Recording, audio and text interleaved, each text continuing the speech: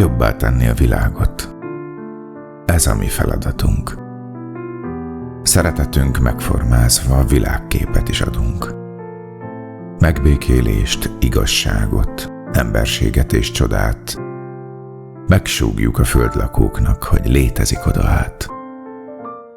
Létezik egy más világ is, ami jobb és szebb lehet, hol a lelkek fényben élnek, s élvezik az életet. Talán éppen azért jöttünk, a földi lét szebb legyen, mást is beragyogjon a fényünk, s mást is boldoggá tegyen. Tegyük jobbá a világot, adjunk reményt és hitet. Csak a tiszta, érző lélek ezt csak az értheti meg.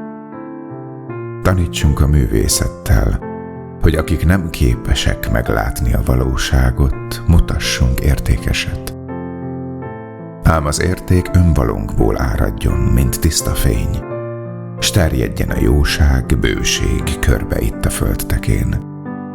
Engedjük az ébredőket, hogy sorongba álljanak, felébredve, tisztán látó fénylényekké váljanak.